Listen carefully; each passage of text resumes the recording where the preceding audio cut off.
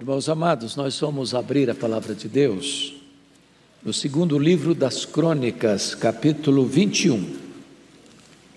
Segundo livro das Crônicas, capítulo 21.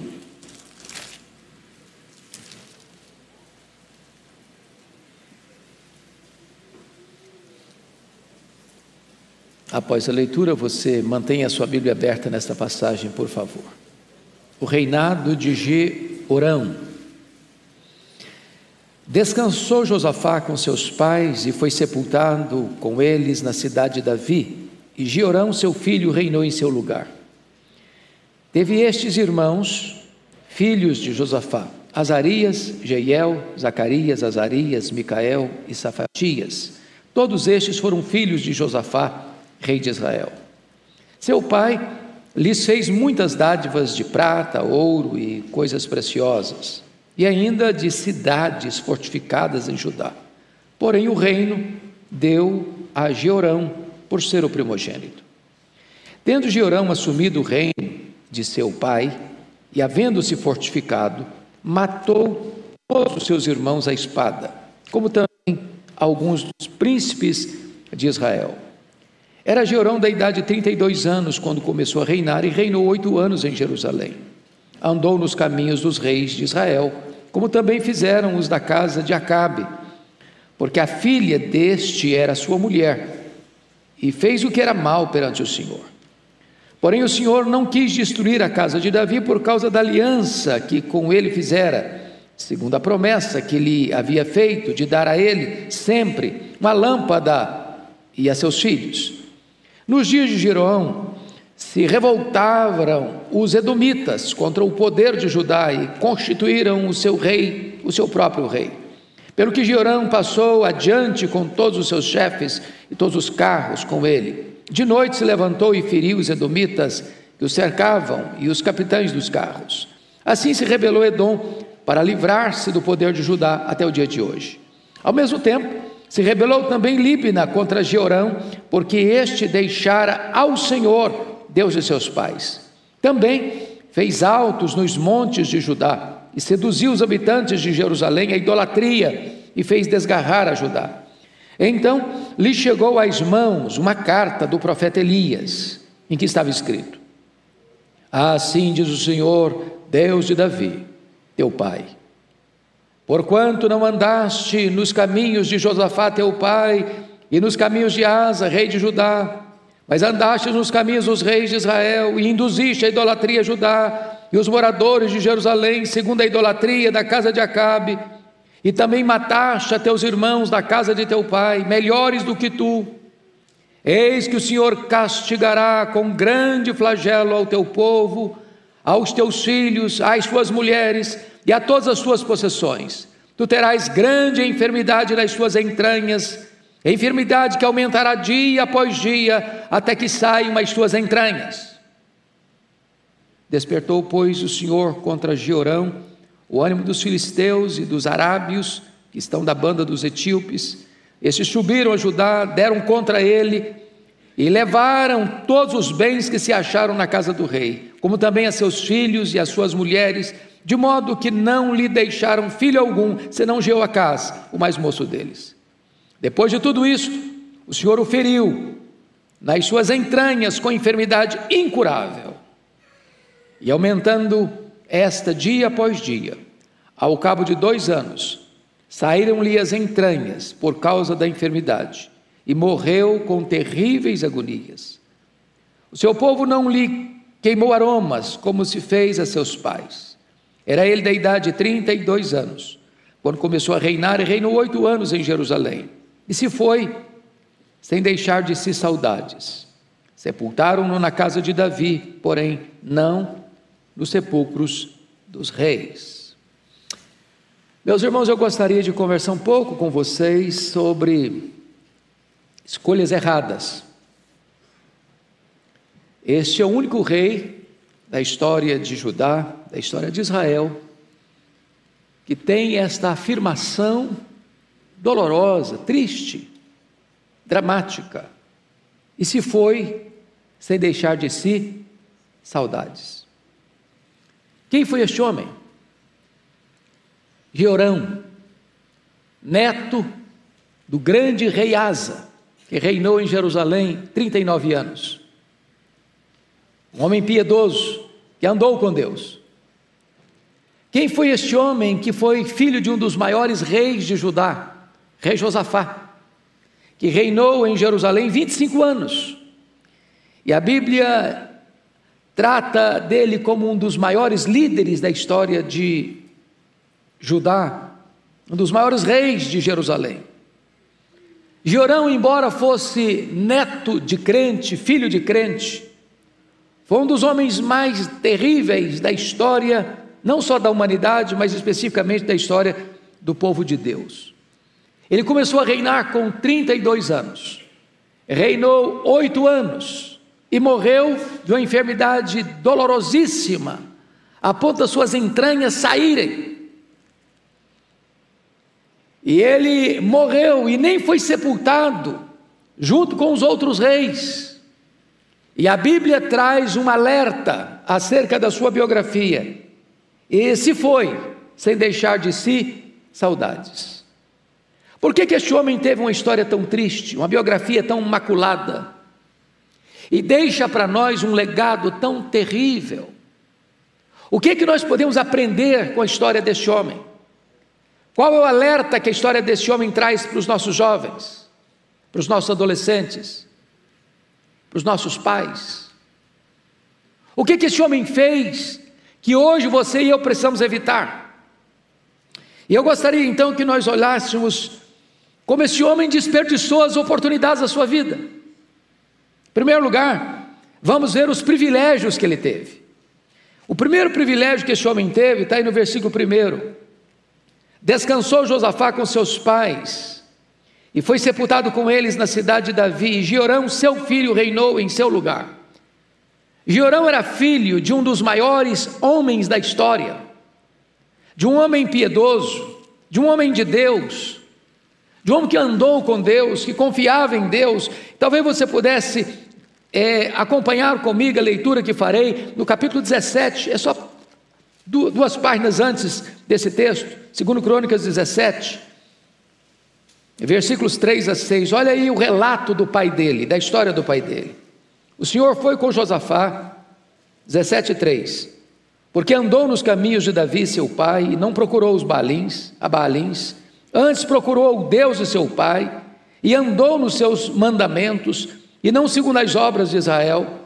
O Senhor confirmou o reino nas suas mãos, e todo o Judá deu presentes a Josafá, o qual teve riquezas e glória em abundância.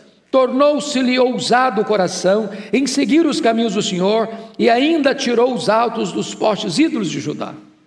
Imagine você o que é ser criado numa casa cujo pai é um homem de Deus, cujo pai tinha um coração ousado em conhecer a Deus, em buscar a Deus, em andar com Deus, em fazer uma faxina no seu território, tirando a idolatria, tirando tudo aquilo que era errado. E esse menino crescendo nessa casa, olhando para o seu pai, vendo o exemplo do seu pai, percebendo o testemunho do seu pai.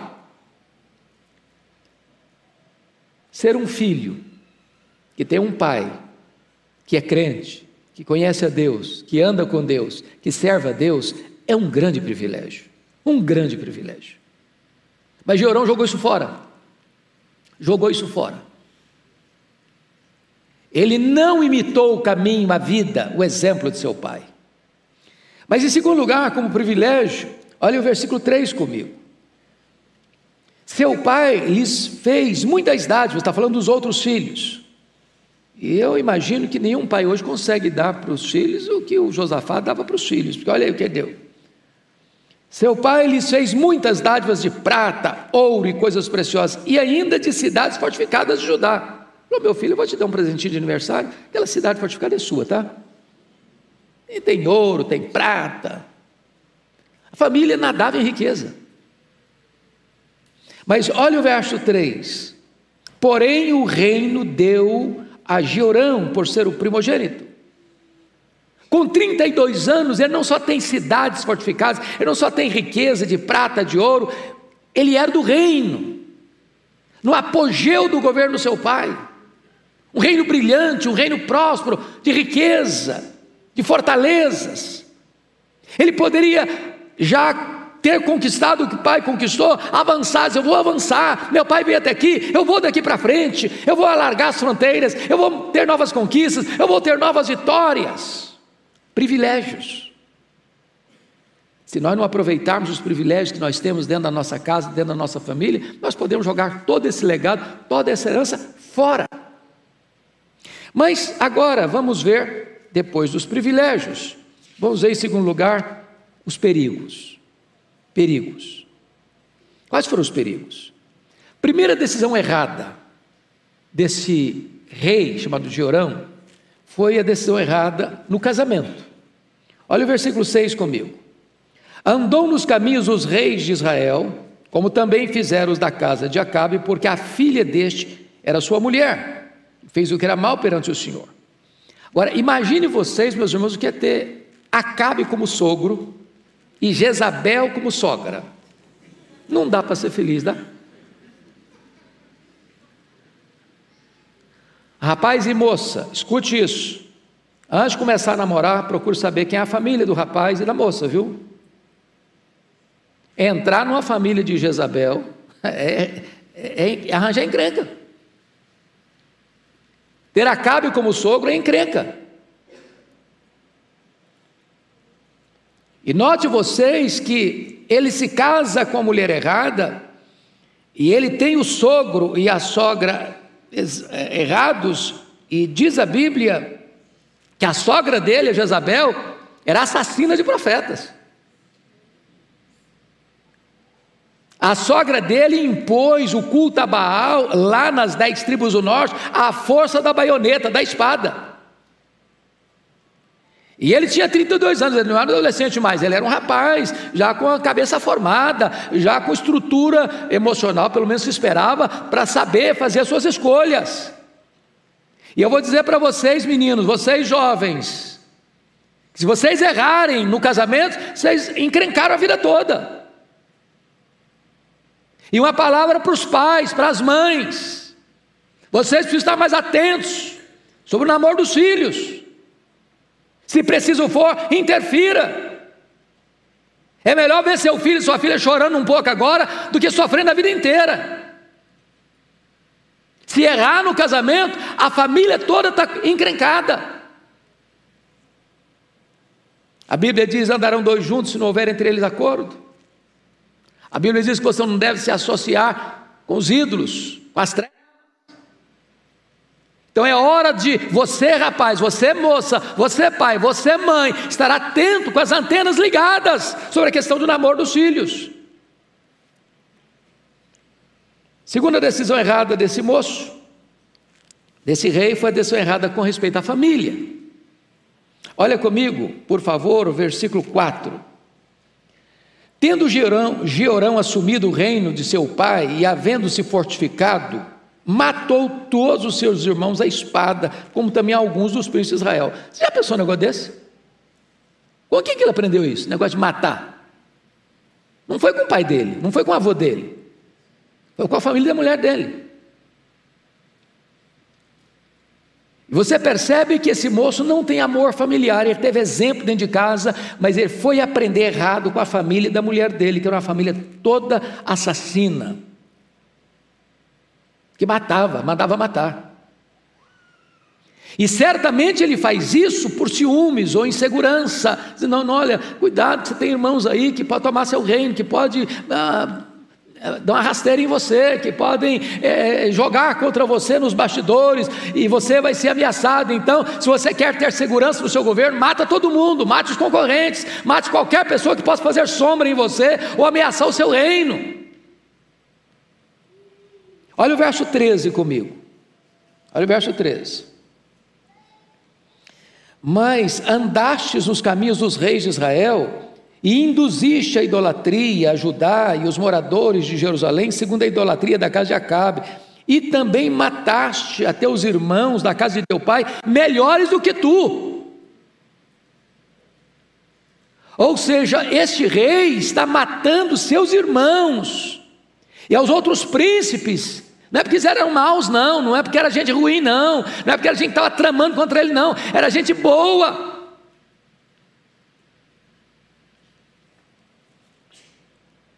decisões erradas com respeito à família. Família é para se amar, família é para se respeitar, família é para se cuidar. Mas em terceiro lugar, este homem toma uma decisão errada em relação a Deus. Erra no casamento, erra na família e erra também com respeito a Deus. Olha aí comigo os versos 11 a 13. Você pode ler comigo? Vamos juntos? Também fez altos nos montes de Judá e seduziu os habitantes de Jerusalém à idolatria e fez desgarrar a Judá. Então lhe chegou às mãos uma carta do profeta Elias, em que estava escrito: assim diz o Senhor, Deus de Davi, teu pai, porquanto não andaste nos caminhos de Josafá teu pai e nos caminhos de Asa, rei de Judá, mas andaste nos caminhos dos reis de Israel e induziste a idolatria e os moradores de Jerusalém segundo a idolatria da casa de Acabe, e também mataste a teus irmãos da casa de teu pai, melhores do que tu, e vai seguindo a história aí, até o versículo de número 17, mostrando que agora Deus iria puni-lo, punir a ele com enfermidade, punir ao seu povo com grandes sofrimentos, punir a sua própria família, seriam levados escravos, cativos. Por quê? Por uma única razão: ele abandonou o Deus de seu pai, de seu avô. Ele importou para Judá, para Jerusalém, o culto pagão das tribos do norte, imposta pela sua sogra, culto a Baal. E diz o texto aqui, preste bem atenção, versículo 11: seduziu os habitantes de Jerusalém. Irmãos, nós temos que parar muito para pensar sobre liderança. Liderança. Um líder nunca é neutro. Um líder ou é uma bênção ou é uma maldição. Ou ele vai levar o povo a uma situação melhor, ou ele vai trazer uma derrocada para o povo. Antes de escolhermos uma liderança, seja ela política, seja ela espiritual, nós precisamos parar e perguntar: que tipo de líder? Para onde vai nos levar? Quais são suas crenças? Quais são seus valores? Quais são seus princípios? No que ele crê, no que ele acredita? Qual a sua bandeira? O que ele defende? Qual a sua plataforma? E diz o texto que esse rei, por ter se casado com a filha de Acabe, a filha de Jezabel, importa para Judá as mesmas práticas do reino do norte e seduz e induz o povo à idolatria, à rebelião contra Deus.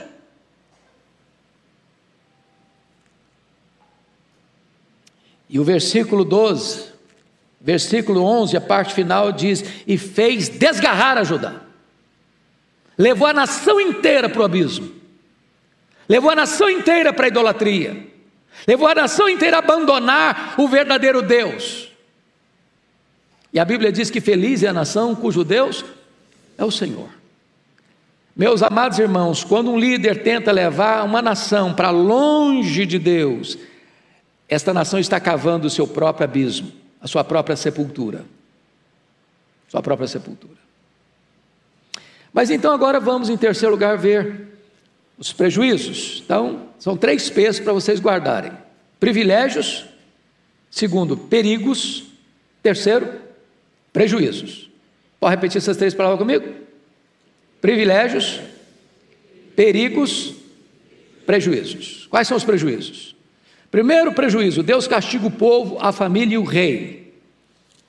Vejam vocês que a partir do verso 12, Deus começa a mostrar para ele os problemas que ele vai enfrentar. Então, versículo 14 começa dizendo o seguinte: eis que o Senhor castigará com grande flagelo ao teu povo, aos teus filhos, às tuas mulheres e a todas as tuas possessões. Então note você que não sobra nada: a nação, a família e a economia, os teus bens, as tuas possessões. Mas ele também ficou por último para mostrar que a pena tinha que ser mais pesada. Tu terás grande enfermidade nas tuas entranhas, enfermidade que aumentará dia após dia, até que saiam as tuas entranhas. Vê que essa enfermidade tem a ver com o demônio, não. Não é o demônio que está botando essa enfermidade nele, não. É o próprio Deus. É juízo. É juízo. De Deus não se brinca, de Deus não se zomba, Deus não se deixa escarnecer. E aqui você está percebendo que esta carta vem de quem? Do profeta Elias. Quem é o profeta Elias? O mesmo homem que advertiu Acabe, o mesmo homem que advertiu Jezabel, o mesmo homem que trouxe juízo de Deus àquele reinado ímpio, perverso das 10 tribos do norte. Este homem de Deus que está dizendo o seguinte: olha, não brinque com Deus não, não zombe de Deus não escarneça de Deus não, porque o juízo de Deus virá, e virá sobre você, e virá sobre a sua família, e virá sobre a economia, e virá sobre o povo que está debaixo do teu governo. Irmãos, está na hora de nós termos temor de Deus, temor de Deus. Porque quem governa as nações não são os homens, é Deus. Quem governa a igreja não somos nós homens, é o próprio Senhor Jesus Cristo, que é o cabeça da igreja. Tenhamos temor, tenhamos reverência, tenhamos cuidado. Segundo lugar, irmãos, ele não só tem castigo, mas ele perde o reino, perde o reino. Olha comigo aí, versos 16 e 17. Despertou, pois, o Senhor contra Jeorão o ânimo dos filisteus e dos arábios, que estão da banda dos etíopes. Estes subiram a Judá, deram contra ele e levaram todos os bens que se acharam na casa do rei, como também os seus filhos, as suas mulheres, de modo que não lhe deixaram filho algum, senão Joacás, o mais moço deles. Preste atenção nisso. Quem está trazendo essas nações contra Judá é o próprio Deus. Como o próprio Deus mais tarde vai trazer a Babilônia contra Jerusalém. Irmãos, o povo de Deus é forte se está na presença de Deus. O povo de Deus é fraco se rebela contra Deus. A igreja é forte quando ela é santa, pura, quando ela, como esta igreja, tem buscado servir a Deus, fazer a obra de Deus. Enquanto a igreja busca Deus, leva Deus a sério, santifica a sua vida, faz a obra de Deus, ela é forte. Mas se ela abandona Deus, se ela abandona os princípios de Deus, se ela deixa de servir ao Senhor, então ela não tem força, Deus a torna fraca. Foi o que Deus disse para Josué, quando houve pecado lá na cidade, quando estava lutando contra Ai. Deus disse o seguinte: olha, enquanto tiver coisa contaminada aí, eu não serei convosco, e enquanto não tirar o pecado do arraial, não podereis resistir aos vossos inimigos. A igreja é forte quando ela anda com Deus. Você é forte quando você leva Deus a sério. Mas ele não perdeu só o reino, ele perde a família também, porque o verso 17 diz que levaram os filhos, as mulheres, perdeu tudo. Mas tem mais, ele perde a saúde. Olha o versículo 14: eis que o Senhor castigará, não é o diabo, não é o mundo, o Senhor castigará com grande flagelo ao teu povo e aos teus filhos e às tuas mulheres e a todas as possessões. E versículo 15: tu terás grande enfermidade nas tuas entranhas. É Deus quem está dizendo isso. Então Deus é o Deus que fere e o Deus que sara. Tem muita gente que acha que a enfermidade só vem do diabo, que a enfermidade só é fruto do pecado particular. Então Deus não tem nada a ver com isso. Não, há enfermidades que o próprio Deus estabelece para juízo. Onde não há arrependimento, há juízo. E o texto nos mostra no verso de número 15, que esta era uma grande enfermidade. E é uma enfermidade que aumentará dia após dia. E diz que o final dessa enfermidade, versículo 15, até que saiam as tuas entranhas. Eu fico imaginando o drama. Eu fico imaginando a sentença. Não adianta procurar médico, não adianta procurar recursos em outros países que têm tecnologia mais avançada, a sentença está lavrada. E olha o que acontece, ele perde a vida. Ele perde a vida também. Olha o versículo 18 e 19. Pode ler comigo? Vamos juntos? Depois de tudo isto, o Senhor o feriu nas suas entranhas, com enfermidade incurável, e aumentando esta dia após dia, ao cabo de 2 anos, saíram-lhe as entranhas por causa da enfermidade, e morreu de que maneira? Com terríveis agonias. Perdeu a vida. Perdeu a vida. Cuidado, cuidado, porque Deus é um Deus cheio de graça e misericórdia, mas Ele não se deixa escarnecer. Onde não tem arrependimento, tem juízo. Mas esse homem finalmente perde mais do que o reino, mais do que a família, mais do que a saúde, mais do que a vida. Ele perde mais do que tudo, ele perde o prestígio. Há muitos homens que sofreram na vida, mas que morreram e deixaram um legado, e seu nome é notório na história. Você pega os apóstolos, eles sofreram, eles foram martirizados, crucificados, queimados vivos, mortos à espada, torturados. Mas quando você fala no nome deles, o nome deles, a memória deles, o exemplo deles, o legado deles, encoraja você, anima você. Mas olha o que está escrito sobre esse homem, versículo 20, você pode ler comigo? Vamos juntos? Era ele, da idade de 32 anos, quando começou a reinar, e reinou 8 anos em Jerusalém, e se foi sem deixar de si saudades.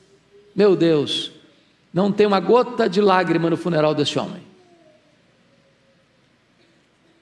Alguém diria, já foi tarde.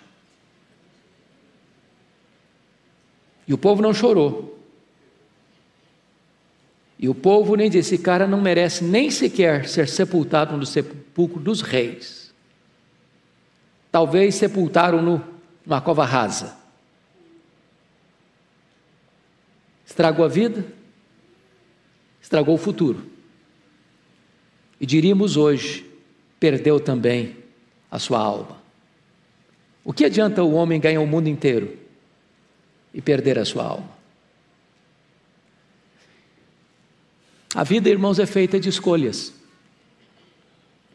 Nós não podemos errar no casamento, nós não podemos errar com respeito à família, nós não podemos errar com respeito à nossa fé, nós não podemos errar com respeito ao nosso Deus. Que esta palavra seja uma palavra de exortação para você e para mim, e que nós aprendamos com os erros dos outros, porque isso é sabedoria, para não caminharmos nas mesmas trilhas sinuosas, a fim de evitarmos as mesmas dolorosas consequências. Que Deus tenha misericórdia de nós e nos ajude.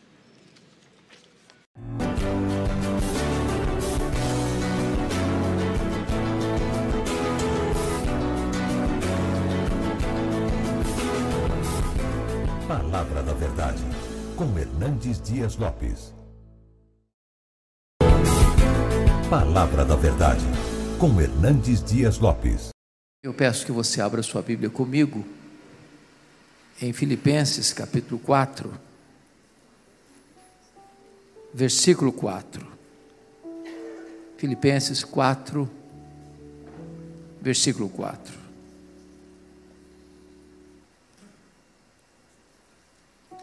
Eu estou acompanhando a versão ARA, Almeida Revista e Atualizada, e nessa versão está escrito o seguinte: alegrai-vos sempre no Senhor. Outra vez digo, alegrai-vos. Eu peço que você repita comigo este versículo. Vamos juntos? Alegrai-vos sempre no Senhor. Outra vez digo, alegrai-vos. Só as mulheres comigo, vamos lá? Alegrai-vos sempre no Senhor. Outra vez digo, alegrai-vos. Só os homens? Alegrai-vos sempre no Senhor. Outra vez digo, alegrai-vos. Todo mundo? Alegrai-vos sempre no Senhor. Outra vez digo, alegrai-vos. Amém. Bom, eu quero começar pedindo licença a vocês para lhes fazer uma pergunta. na verdade, uma pergunta pessoal. E eu sei que vocês não gostam de perguntas pessoais. Aliás, nós não gostamos de perguntas pessoais, porque toda pergunta pessoal invade a nossa privacidade. Toda pergunta pessoal nos põe contra a parede. E nós não gostamos que ninguém invada a nossa vida sem pedir licença. Mas eu vou lhe fazer esta pergunta como se nós estivéssemos numa conversa bem particular. E a pergunta é esta: você é uma pessoa feliz? Você é uma pessoa feliz?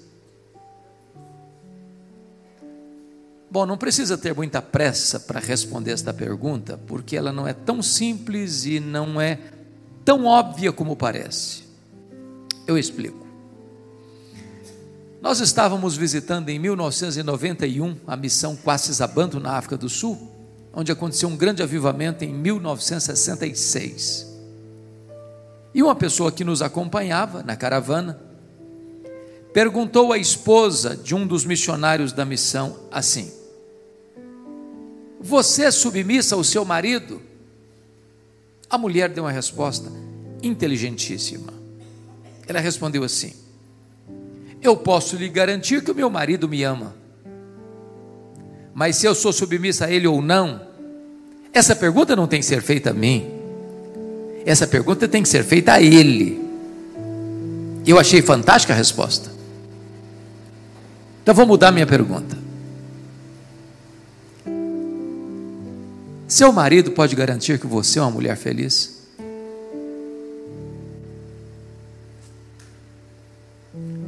Sua mulher pode garantir que você é um homem feliz?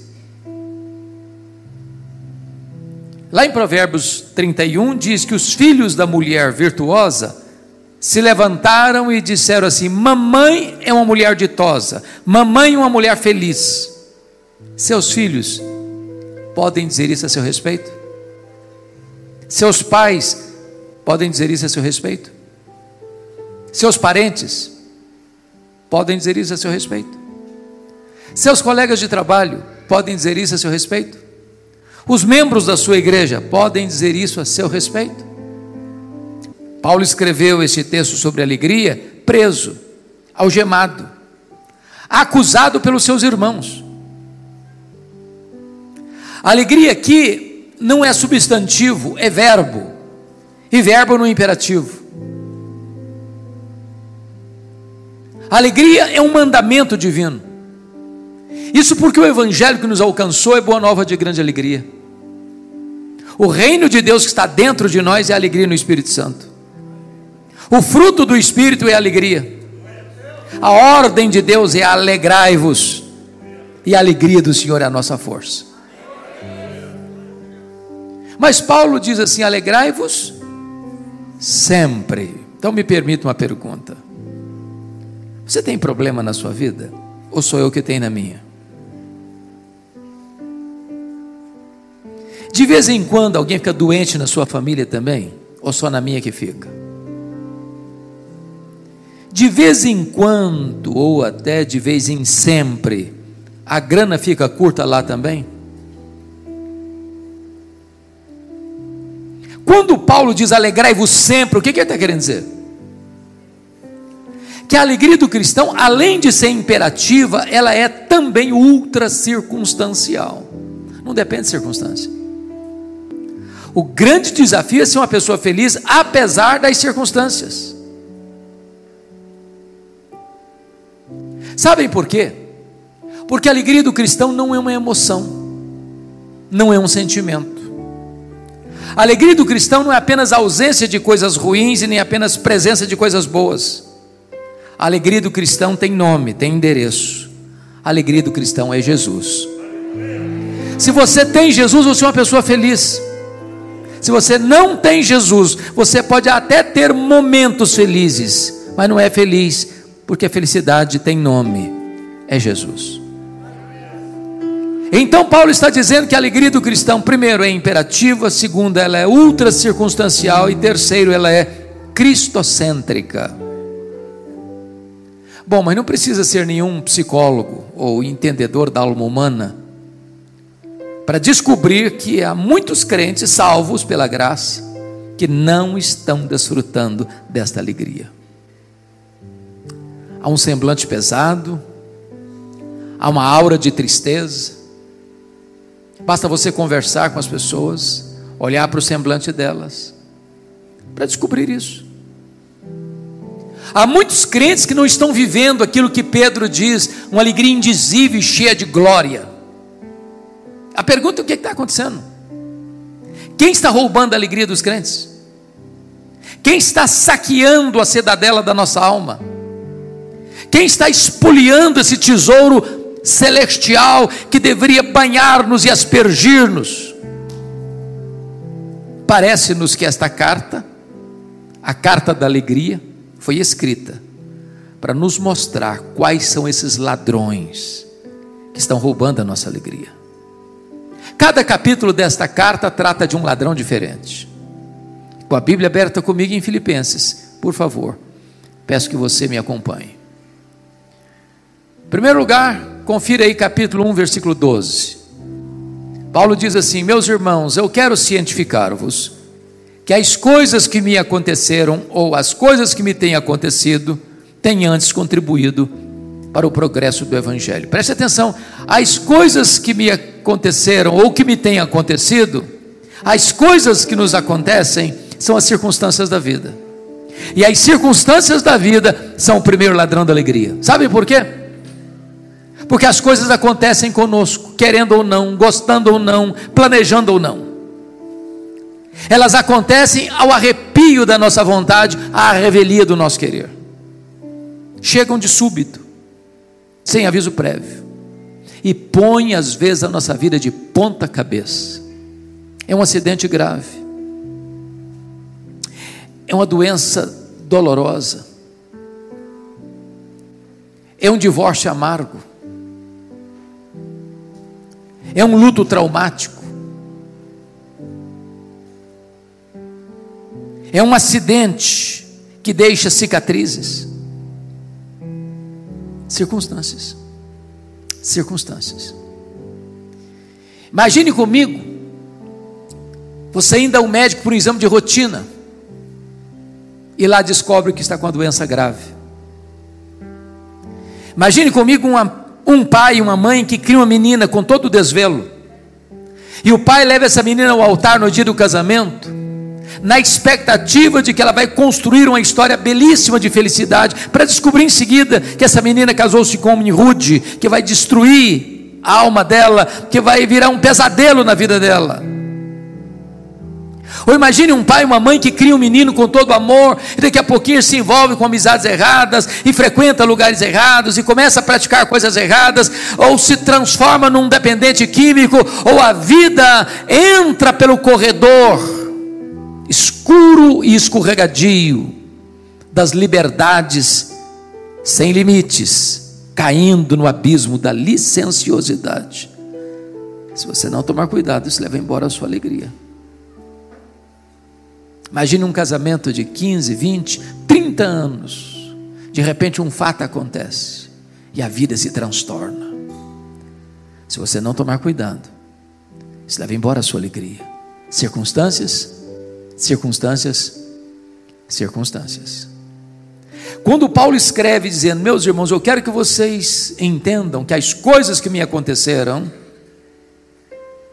têm contribuído para o progresso do Evangelho, eu preciso perguntar para Paulo: do que você está falando, Paulo? Do que você está falando? Que circunstâncias são essas? E ele poderia resumir para nós assim: olha, eu fui perseguido em Damasco, eu fui rejeitado em Jerusalém, eu fui esquecido em Tarso, eu fui apedrejado em Listra, eu fui açoitado em Filipos, eu fui escorraçado em Tessalônica, eu fui enxotado de Bereia, eu fui chamado de tagarela em Atenas, eu fui chamado de impostor em Corinto, eu enfrentei feras em Éfeso, eu fui preso em Jerusalém, eu fui acusado em Cesareia, eu enfrentei um naufrágio para Roma, eu fui picado por uma cobra em Malta, eu cheguei em Roma preso e algemado. Mas eu quero que vocês saibam que as coisas que me aconteceram têm antes contribuído para o progresso do Evangelho.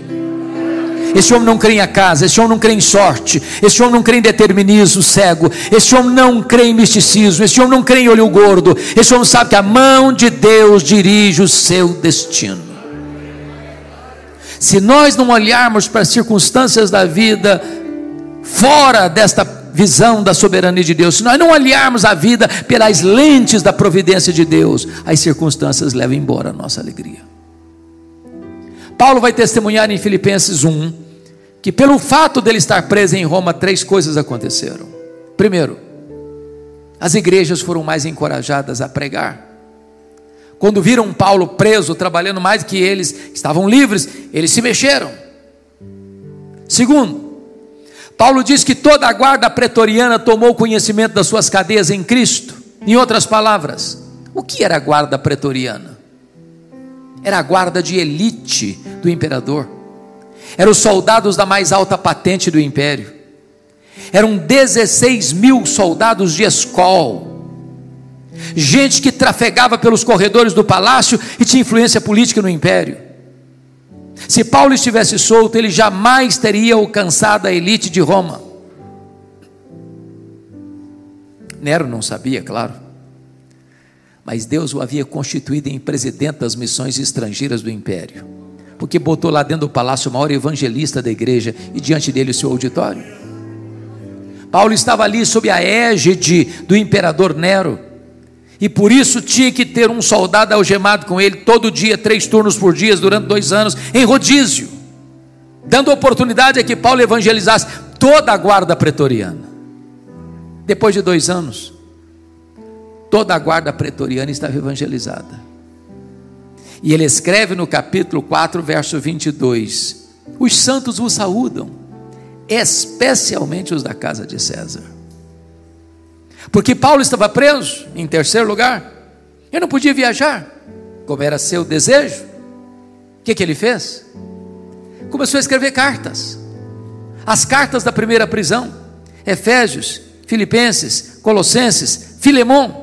Se Paulo estivesse solto, talvez nós não teríamos essas joias na nossa Bíblia.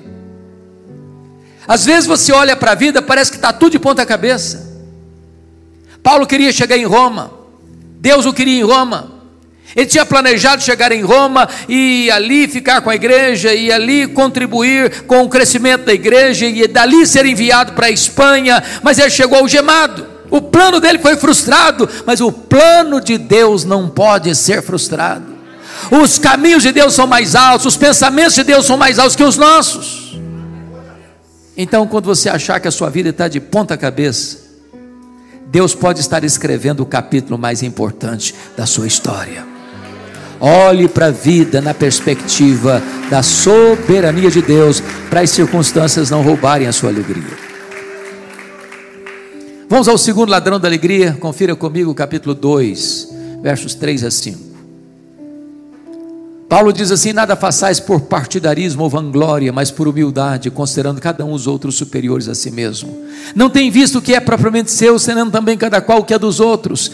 Tende em vós o mesmo sentimento que houve também em Cristo Jesus.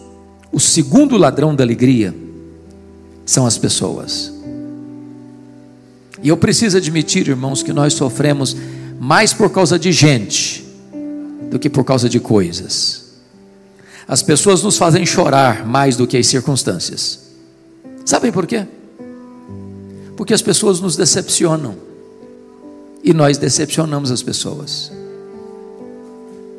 Nós não viemos de uma família perfeita, nós não somos uma pessoa perfeita, nós não nos casamos com uma pessoa perfeita, nós não temos filhos perfeitos, nós não frequentamos uma igreja perfeita.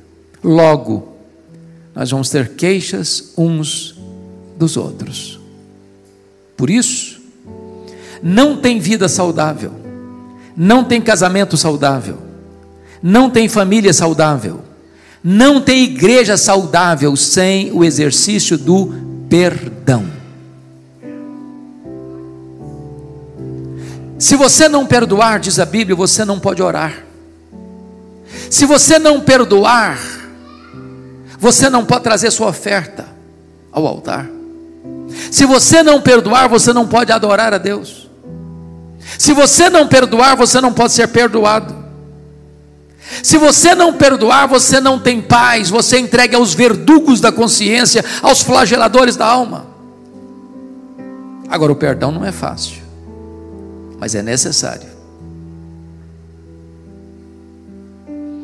Talvez uma das dores mais agudas que eu já tive na vida, e já tive muitas, aconteceu no meu primeiro ano de pastorado.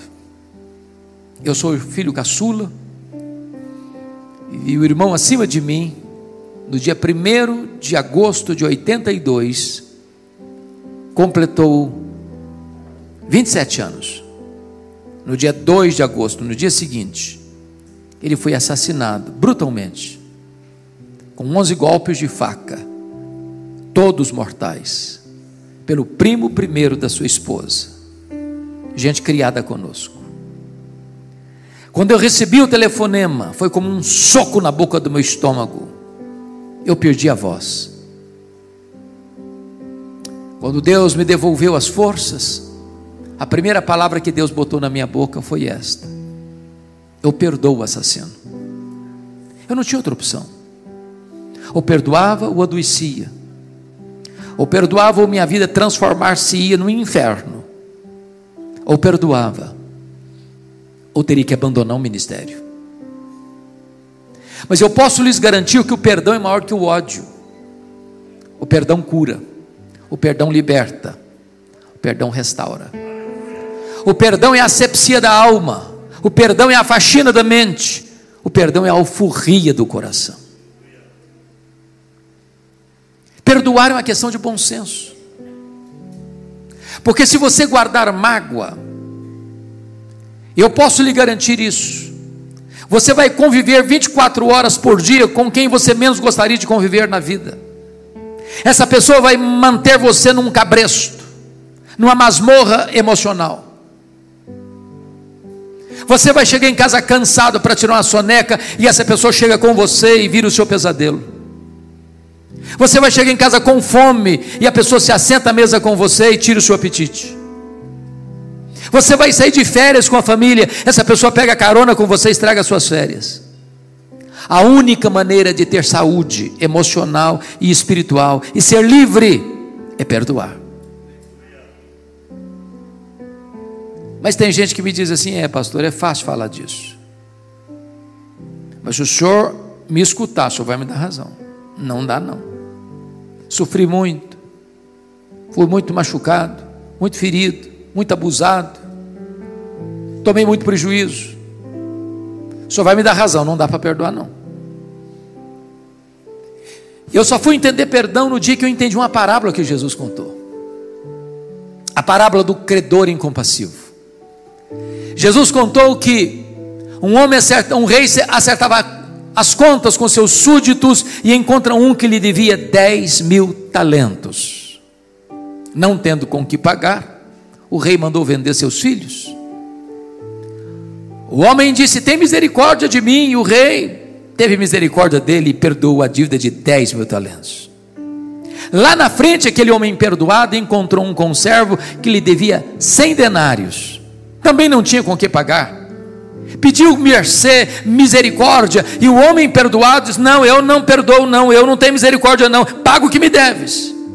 O rei ficou sabendo disso, ficou muito irado, mandou chamá-lo e disse: servo malvado, eu te perdoei a dívida de 10.000 talentos e não perdoaste o teu conservo 100 denários? Pois serás entregue aos verdugos, aos flageladores, até que pagues o último centavo. E a parábola termina assim, Jesus contando: assim vosso Pai Celeste vos fará, se do íntimo não perdoardes uns aos outros. A parábola terminou, e eu não entendi quase nada. Quase nada. Sabe por que eu não entendi quase nada? Eu não sei quanto vale 10.000 talentos. Eu também não sei quanto vale 100 denários. Não é a minha moeda. Ficou o dito pelo não dito. Na verdade, Jesus não contou uma parábola, ele contou uma hipérbole. Era impossível que um judeu no primeiro século devesse 10.000 talentos. O que são 10 mil talentos? Um talento são 35 quilos de ouro. 10 mil talentos são 350 mil quilos de ouro. Para vocês terem uma ideia, todos os impostos da nação durante um ano eram 800 talentos. 10 mil talentos eram todos os impostos da nação durante 13 anos. Naquela época o salário de um trabalhador era 1 denário por dia.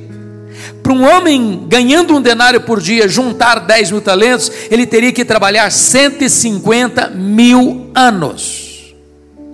Em outras palavras, a dívida do homem era o quê? Impagável. Mas por que Jesus contou esta parábola com a cifra tão grande? Porque este é o tamanho da sua, da minha, da nossa dívida com Deus. Ela é impagável. Entretanto, Deus nola perdoou e perdoou completamente. Bendito seja Deus.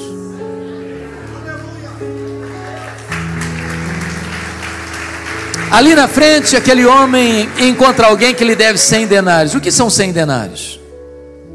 São 100 dias de serviço. Quem acabara de receber um perdão de 150 mil anos, não está liberando um perdão de 3 meses e 10 dias. Qual é a proporção de 10 mil talentos para 100 denários?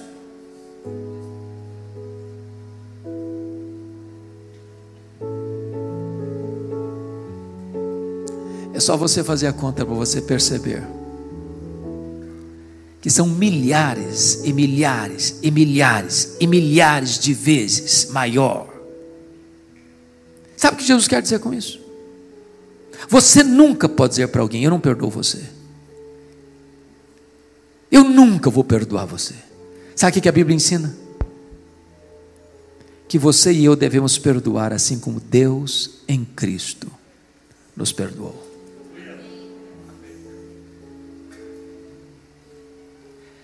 10 mil talentos são 600 mil vezes mais do que 100 denários. E sabe o que a Bíblia diz? Que Deus perdoa os nossos pecados e deles não mais se lembra. Talvez você diga: pastor, mas é aí, exatamente aí que eu me encrenco. Porque perdoar até que eu perdoo, mas esquecer não esqueço não. E eu lhe pergunto nesta noite: você não esquece mesmo? Porque se você não esquece, eu tenho uma boa notícia para lhe dar. Significa que você não tem amnésia. Quando a Bíblia diz que Deus perdoa e esquece, a Bíblia não está dizendo que Deus tem amnésia. Deus não tem perda de memória. Deus é onisciente. Mas então o que a Bíblia quer dizer que Deus perdoa e esquece? A Bíblia quer dizer que Deus nunca mais joga no seu rosto um pecado que já perdoou você. Deus nunca mais cobra de você uma dívida que já perdoou você. E é assim que você e eu devemos perdoar. Portanto, perdoar é lembrar sem sentir dor. A igreja de Filipos é uma igreja maravilhosa, missionária, igual esta igreja aqui é missionária. Aliás, foi a única igreja que se associou com Paulo no que tange a dar e receber durante todo o seu ministério. Ajudou Paulo em Tessalônica, ajudou Paulo em Corinto, ajudou os pobres da Judéia, ajudou Paulo quando estava preso em Roma. Porém, sendo uma bênção porta para fora, porta para dentro, a igreja era um problema. Pasmem vocês, até as mulheres estavam brigando na igreja. Irmãos, quando as mulheres brigam na igreja, porque a coisa está feia. Lá no capítulo 4, verso 2, ele diz: rogo a Evódia, rogo a Sintique, pensem com cordialmente no Senhor. As duas líderes da igreja batem a cabeça. No dia que a Evódia dirigiu o louvor, a Sintique não aparecia na igreja. Elas não conseguiram resolver o problema sozinhas. Foi preciso que um outro irmão fosse lá ajudá-las para ver se entrava em entendimento. Tinha gente na igreja que trabalhava desde que ele aparecesse, vanglória. Tinha gente que trabalhava desde que o grupinho deles aparecesse, partidarismo. Tinha gente narcisista na igreja, só pensava nele mesmo. Eu acho que tinha gente dizendo para Paulo: Paulo, você está longe daqui, tem gente complicada, Paulo, aqui, tem gente que dá azia em copo de bicarbonato. Não dá não, Paulo.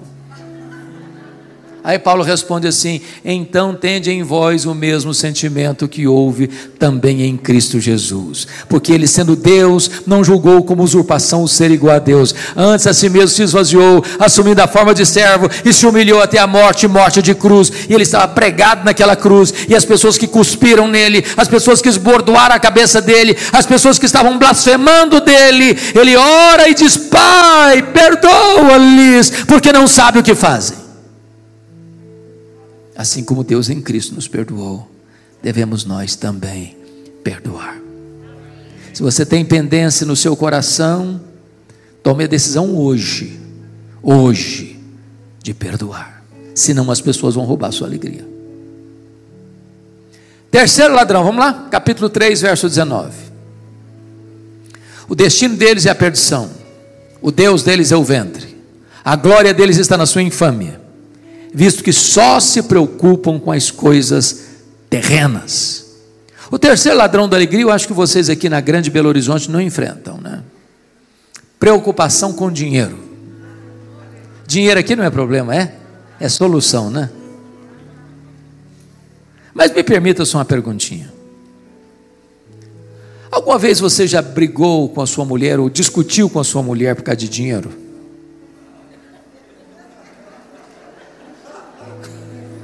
Vocês são muito crentes, eu sei que essas coisas não acontecem entre vocês.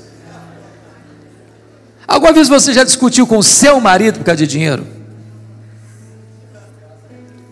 Porque se vocês falarem para mim que nunca, eu vou duvidar da honestidade de vocês. Porque as pessoas brigam por causa de dinheiro, brigam porque tem dinheiro, brigam porque não tem dinheiro, brigam porque tem muito dinheiro, brigam porque tem pouco dinheiro, brigam porque não tem dinheiro nenhum. Mas sempre brigam. O dinheiro é o maior pomo de discussão das famílias hoje.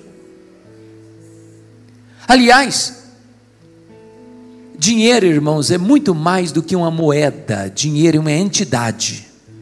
Dinheiro é um espírito. Dinheiro é mamon. Dinheiro é o maior ídolo deste mundo. É o ídolo mais adorado da nossa geração. É o maior feitor de escravos da nossa geração. Por amor ao dinheiro, pessoas se casam e descasam. Por causa de dinheiro, pessoas corrompem e são corrompidas. Por causa de dinheiro, pessoas mentem. Por causa de dinheiro, pessoas matam. Por causa de dinheiro, pessoas morrem. O grande problema é que algumas pessoas só se preocupam com as coisas terrenas. Gente que levanta de madrugada, gente que vai dormir tarde, gente que come penosamente o pão que granjeia, porque só se preocupam com as coisas terrenas. Dr. Toncini, no seu livro O Lado Oculto da Globalização, diz que nós vivemos hoje a realidade da economia global. Isso é fato, né? Isso é fato. Estoura uma bomba lá na Bolsa de Nova York, Singapura, Tóquio. O tremor acontece na hora, no seu bolso, aqui agora. Um exemplo simples disso foi o que aconteceu no mercado imobiliário americano de 2008, vocês acompanharam.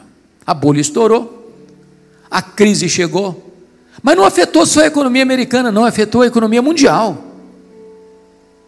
Eu sou do estado do Espírito Santo, e vocês sabem que o Espírito Santo hoje é um dos maiores produtores de rochas ornamentais do planeta, um dos maiores produtores de granitos do mundo. Muitos donos de pedreira no Espírito Santo quebraram, porque o mercado imobiliário americano bambeou as pernas em 2008. A economia global. E nessa economia global, diz Toncini que mais de 50% das riquezas do planeta se concentram nas mãos de pouco mais de 100 empresas particulares. Há empresas mais ricas do que países. Por exemplo, a Toyota é mais rica do que a África do Sul. A GM é mais rica do que a Noruega. O Walmart é mais rico do que dezenas de nações. O grande problema é que essas mega empresas querem mais do seu tempo e mais do seu dinheiro. Se o seu casamento acaba, se a sua vida se enrosca toda, isso não interessa. O que interessa é que essa máquina tem que girar. E para essa máquina girar, você tem que consumir mais. E nós mergulhamos de cabeça no consumismo. Quer um exemplo? Na década de 50, alguns já tinham nascido aqui. Nós consumíamos 5 vezes menos do que consumimos hoje. Não éramos menos felizes por isso. Eu não sirvo de referência porque fui criado no interior, na roça, na região rural. Que eu me lembre, eu só tive um brinquedo comprado em loja, um carrinho de plástico. Mas eu posso lhes garantir que eu nunca tive crise emocional por isso. Nem meu pai precisou me levar para o psicólogo porque eu estava em crise emocional. Hoje, via de regra, quando uma criança nasce, ela já tem mais brinquedos que ela consegue brincar a vida inteira. Você dá um brinquedo para uma criança hoje, ela brinca longas 2 horas, encosta no canto, até sucata, e quer outro. Se você não der, ela tem crise emocional, tem que levar para o psicólogo. Na década de 70% das famílias dependiam apenas de uma renda para se manter. Hoje, mais de 70% das famílias dependem de 2 rendas para manter o mesmo padrão. Ou seja, o luxo do ontem tornou-se necessidade do hoje. Eu tenho um amigo que tem 3 mulheres. Obviamente eu estou falando da esposa e das 2 filhas. Não pensem mal do meu amigo, por favor, tá? Num dia de casamento elas disseram assim para ele: temos que comprar sapatos novos. Bom, mas ninguém duvida disso. Casamento é tudo novo. Mas antes de ir para a loja, ele disse assim para elas: vamos dar uma olhadinha no que nós já temos? Abriu um mega power armário e contou 151 pares de sapatos. Tinha que comprar mais. Como é que você chama isso? Consumismo. Então vou lhe dar uma definição de consumismo. Consumismo é quando você compra o que você não precisa, às vezes com dinheiro que você não tem, para impressionar pessoas que você não conhece. O grande problema é que algumas pessoas só se preocupam com coisas terrenas. O Dr. John Rockefeller foi o primeiro bilionário do mundo, foi o primeiro homem a juntar $1 bilhão no mundo, foi John Rockefeller. Ele disse assim: o homem mais pobre que eu conheço é o homem que só tem dinheiro. Talvez as pessoas mais felizes do mundo são aquelas que chegam em casa cheirando graxa e comem um bom prato de arroz com feijão e dormem a noite toda bem dormida.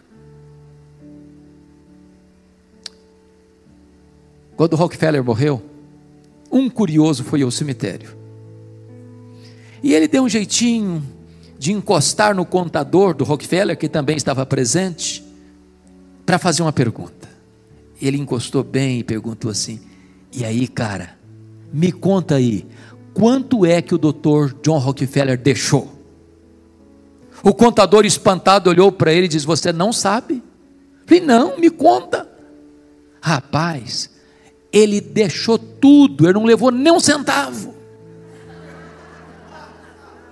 Não tem gaveta em caixão, não tem caminhão de mudança e enterro. A Bíblia diz que nós não trouxemos nada, nós não vamos levar nada, portanto, tendo o que comer, o que beber e o que vestir, com isso estejamos contentes, porque a piedade com contentamento é grande fonte de lucro, mas o amor do dinheiro é a raiz de todos os males. Paulo diz em 1 Timóteo 6, que o dinheiro é buscado pela sociedade por 2 motivos. Primeiro, as pessoas buscam segurança no dinheiro. O dinheiro dá conforto, o dinheiro dá uma casa bonita, o dinheiro dá viagens maravilhosas, o dinheiro paga diárias de hotéis maravilhosos, o dinheiro leva você para os restaurantes mais caros, para usar as roupas de grifes mais requintadas, mas o dinheiro não protege você. A seta da morte atinge o palácio mais alto, com as trancas mais seguras.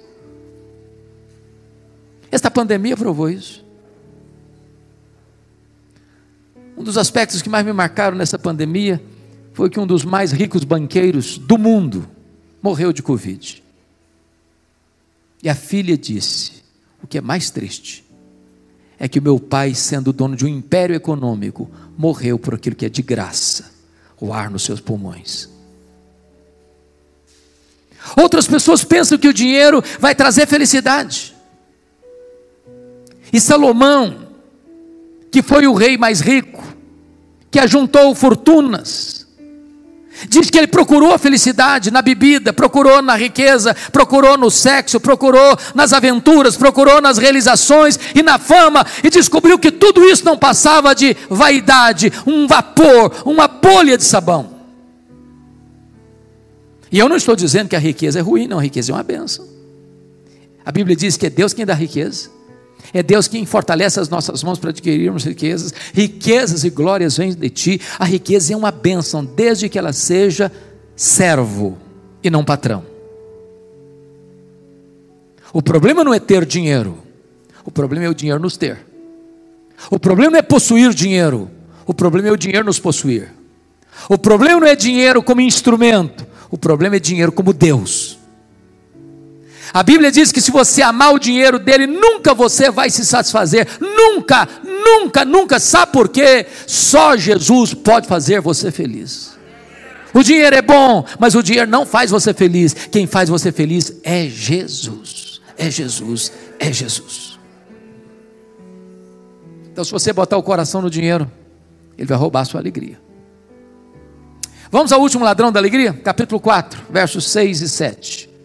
Veja aí comigo. Não andeis ansiosos de coisa alguma, em tudo, porém, sejam conhecidas diante de Deus as vossas petições pela oração e pela súplica, com ações de graças, e a paz de Deus, que excede todo entendimento, guardará o vosso coração e a vossa mente em Cristo Jesus. Bom, o quarto ladrão da alegria é a ansiedade. E me permita uma pergunta.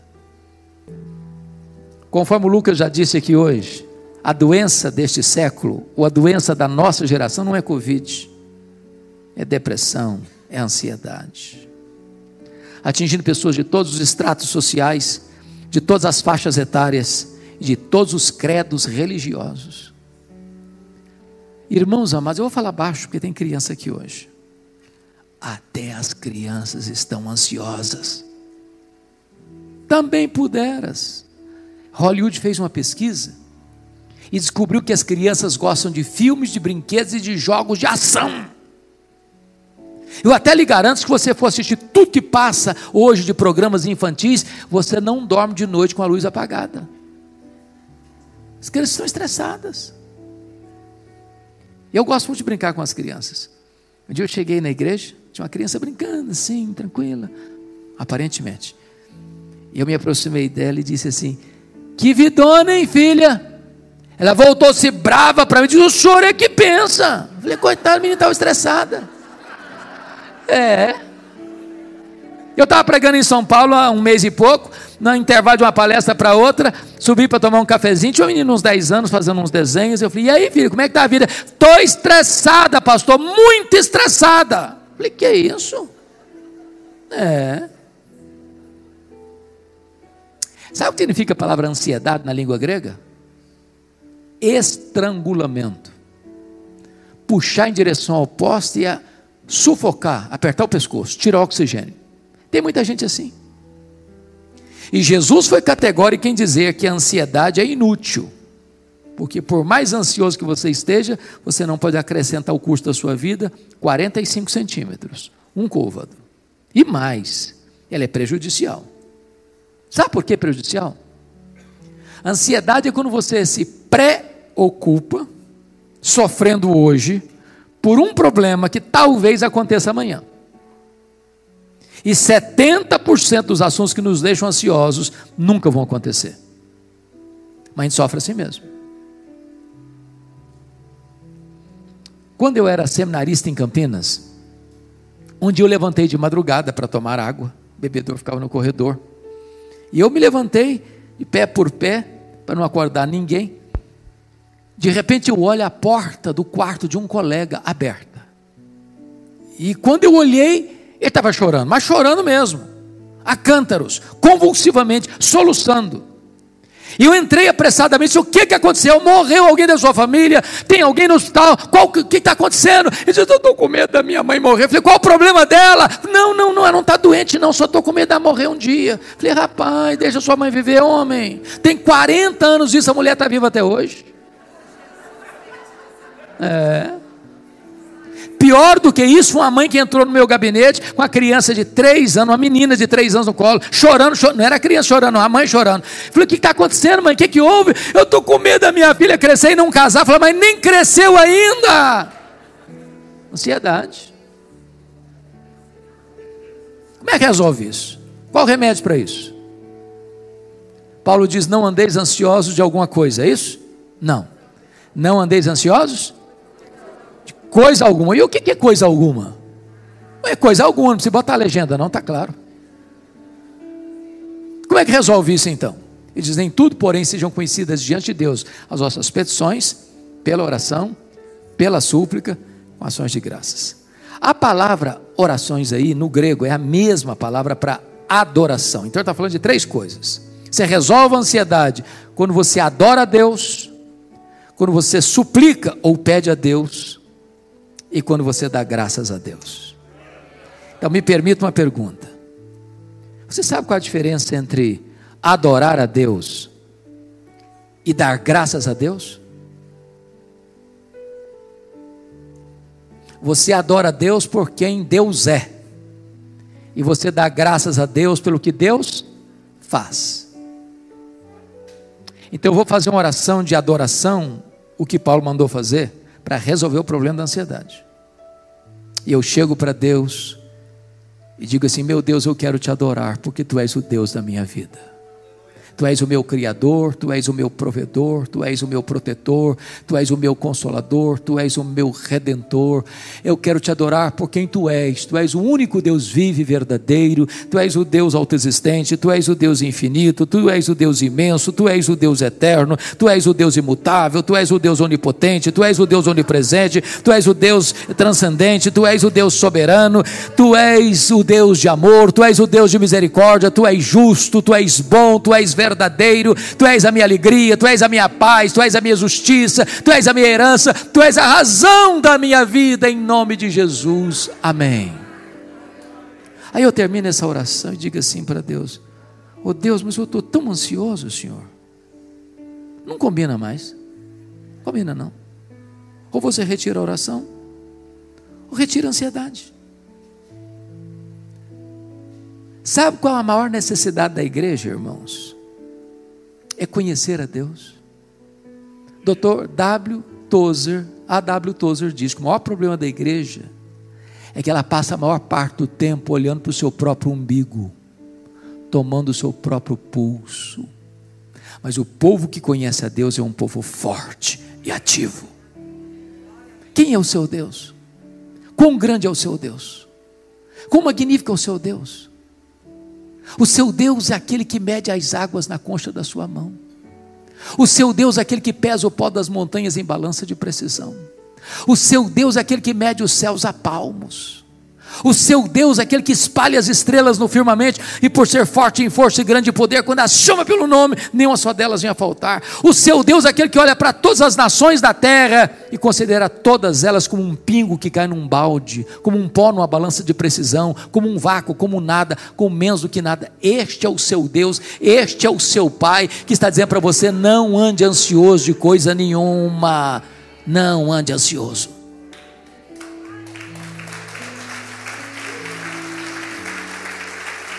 Como é que você vai resolver o problema da ansiedade? Paulo diz o seguinte, você quer resolver o problema da ansiedade? Você pode chegar para Deus e apresentar a Ele o seu pedido, a sua súplica. Fala para Ele. Ele conhece você, Ele criou você, Ele conhece a sua estrutura frágil. Eu disse hoje aqui que, pela graça de Deus, eu concluí domingo passado o comentário de Salmos, e eu estou tão encantado com Salmos. Você tem Salmo de lamento, Salmo de louvor, Salmos imprecatórios, Salmos penitenciais, Salmos messiânicos, mas a maioria dos Salmos não é de louvor não, é de penitência, é de choro, é de dor, é de lamento, é de angústia. Quando o salmista chega para Deus, meu Deus, até quando, Senhor? Eu estou sofrendo, está doendo, está machucando, ele está aflito, ele está angustiado. Então abra o seu coração para Deus, conta para Ele o que você está passando, as suas noites indormidas, as suas madrugadas insones, as suas lutas, os seus gemidos, os seus lamentos de alma e de angústia e dor. Fala para Ele, Ele se importa com você, Ele é seu Pai. Coloque todo o seu fardo, toda a sua ansiedade aos pés do Senhor Jesus. Você quer ficar livre mesmo da ansiedade? Paulo diz assim: comece a dar graças a Deus. Comece a dar graças a Deus. E eu tenho encontrado, Lucas, aquilo que você falou, eu tenho encontrado crente lamentando, murmurando, mas como dar graças? Eu perdi meu emprego, como dar graças? Eu fechei meu comércio, como dar graças? Eu fechei as portas do meu trabalho, como dar graças? Eu enterrei alguém amado da minha família, como dar graças?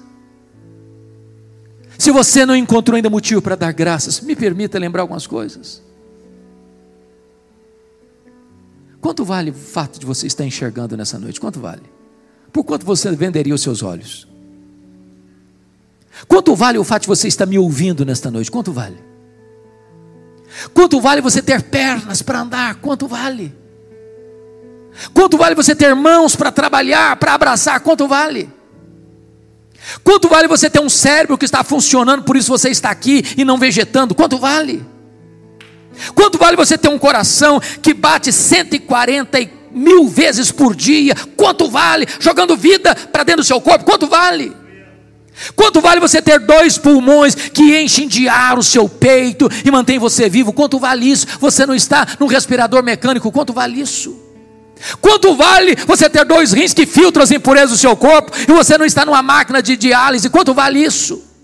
Quanto vale você ter uma casa para morar? Quanto vale você ter uma cama para dormir? Quanto vale você ter roupa para vestir? Quanto vale você ter pão na sua mesa? Quanto vale você ter uma família? Quanto vale você ter amigos? Quanto vale você ter igreja? Quanto vale você ter Jesus? Quanto vale você ter um nome escrito no livro da vida? Quanto vale isso? Pare de lamentar, pare de reclamar, pare de murmurar e comece a dar graças a Deus. E Paulo diz que quando você faz isso, a ansiedade tem que ir embora, e a paz de Deus, que excede todo entendimento, guardará o vosso coração e a vossa mente. Sabe por quê? Porque a ansiedade é um pensamento errado e um sentimento errado. E a palavra guardará no grego é montar guarda, é montar sentinela.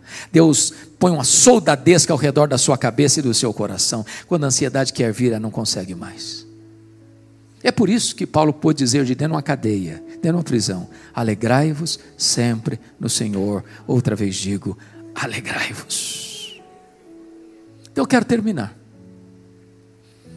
Eu quero terminar pedindo licença a vocês para lhes fazer uma pergunta. Aliás, para lhes fazer uma pergunta pessoal. E eu sei que vocês não gostam de perguntas pessoais. Aliás, nós não gostamos de perguntas pessoais, porque toda pergunta pessoal invade a nossa privacidade e nos põe contra a parede. E nós não gostamos que ninguém invada a nossa vida sem pedir licença. Mas eu vou lhe fazer essa pergunta como se nós estivéssemos uma conversa bem particular. E a pergunta é esta: você é uma pessoa feliz?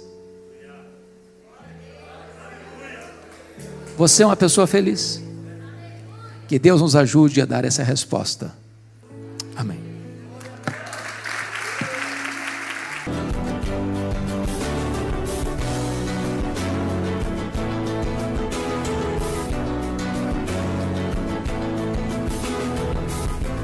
Palavra da Verdade, com Hernandes Dias Lopes.